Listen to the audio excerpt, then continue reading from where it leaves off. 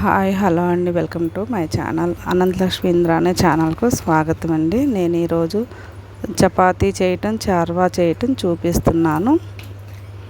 ముందుగా ఒక బౌల్లోకి ఒక అర కేజీ గోధుమ పిండి వేసుకున్నానండి. అందులో కొంచెం ఉప్పు, ఒక 3 చెంచాలు నూనె వేసుకొని నీళ్లు పోసి కలుపుకొని పక్కన పెట్టుకున్నాను. ఒక అరగంట నాననివ్వాలి. అరగంట నానితే చపాతీలు బాగా మెత్తగా వస్తాయి. కొంచెం వేడి నీళ్ళు పోసుకొని కలుపుకున్నా కూడా ఇంకా చాలా మెత్తగా వస్తాయండి. అవి అలా కూడా ట్రై చేయండి. చపాతీలు బాగా మెత్తగా రావాలంటే కొంచెం గోరువెచ్చ వాటర్తో కలపండి. ఇవి చార్వాకు కావాల్సిన పదార్థాలండి. 2 టమాటాలు, 2 పెద్ద సైజు పెద్ద ఉల్లిపాయలు, ఒక అర చిప్ప కొబ్బరి, కొంచెం ధనియాలు, చెక్క లవంగాలు, పచ్చిమిరపకాయలు, అల్లం, చిన్నుల్లిపాయ, ఉంటే జీడిపప్పు, గసగసాలు అవి కూడా వేసుకోండి. తెల్ల నువ్వులు కూడా వేసుకోండి, బాగుంటుంది. ఇంకా కొంచెం పెరుగు వేసుకోవాలండి.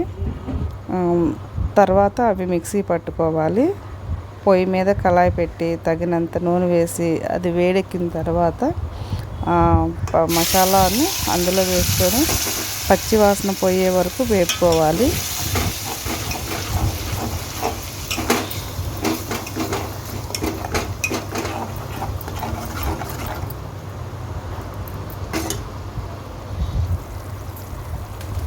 తర్వాత పచ్చిమిరపకాయలు కూడా వేసుకోవాలి. తర్వాత కొంచెం పసుపు, ఉప్పు కూడా వేసుకోవాలి. వేసుకొని కలుపుకోవాలి. బాగా ఉడుకుతూ ఉండాలండి మసాలా అది.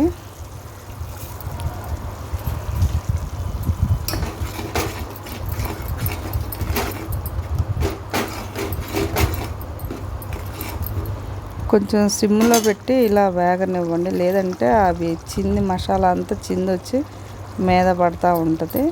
కొంచెం పెరుగు, ఒక 3 స్పూన్లు పెరుగు, ఒక 2 స్పూన్లు కారం వేసుకున్నానండి. వేసుకొని కలుపుకోవాలి.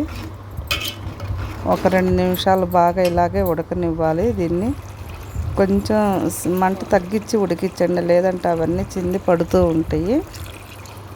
అవి బాగా కొద్దిగా ఉడికిన తర్వాత 1 లీటర్ వాటర్ పోసి శార్వాలో మరగనివ్వాలండి.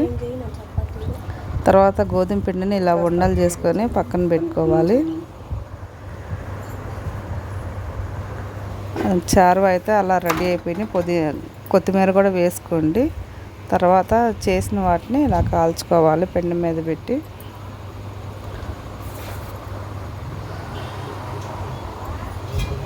తర్వాత తిరగదిప్పాలి. కొంచెం కాలిన తర్వాత నూనె వేసి మళ్ళీ అటు ఇటు తిప్పితే బాగుంటుందండి.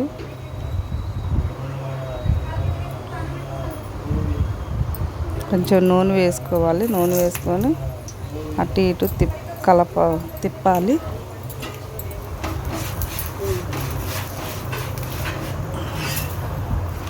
తిరగదిప్పాలి చపాతీని.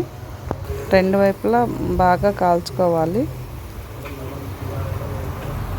చార్వా మరుగుతున్నాయండి.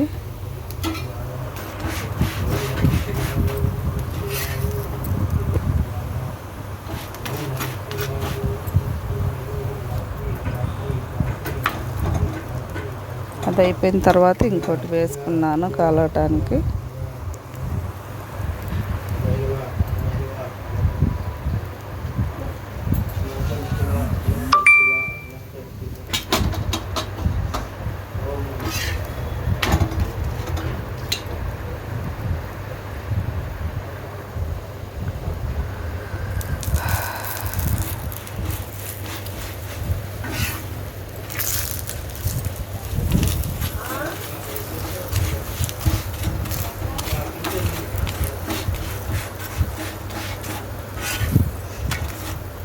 ఇస్తుందిలే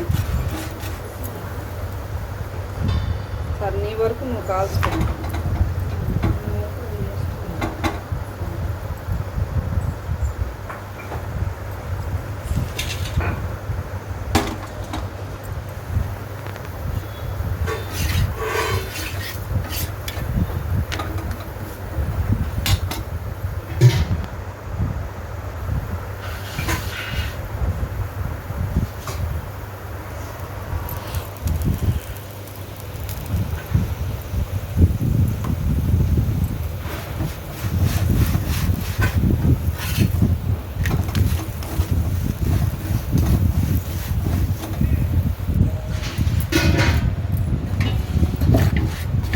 ఉండలు కలుపుకునేటప్పుడు బాగా రెండు చేతుల మధ్యన పెట్టి ఇలా రౌండ్ చేస్తే ఇలా పొంగుతాయండి. గ్యాప్ లేకపోతే పొంగుతాయి, గ్యాప్ ఉంటే మాత్రం పొంగవు.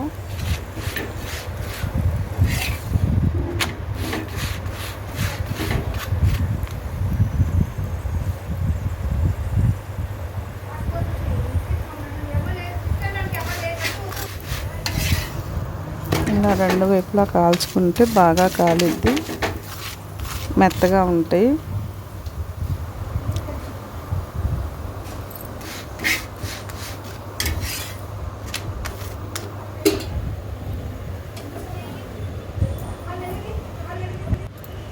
చపాతీ చేయటం, చార్వా చేయటం అయిపోయిందండి. ఇప్పుడు ఇలా ప్లేట్లో పెట్టుకొని ఇక తినటమేను. చాలా మెత్తగా బాగుంటాయి, చాలా రుచిగా ఉంటాయండి.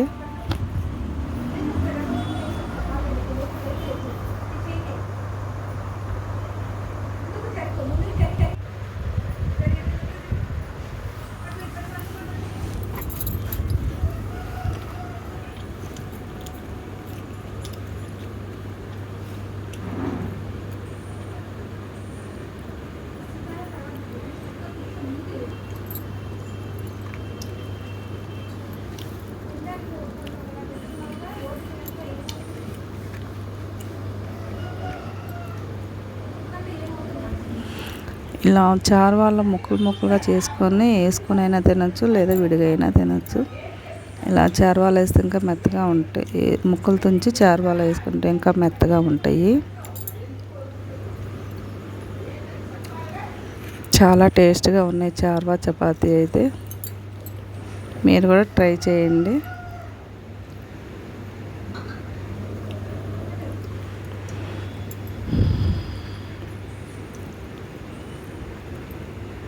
నచ్చితే లైక్ చేయండి. Thank you.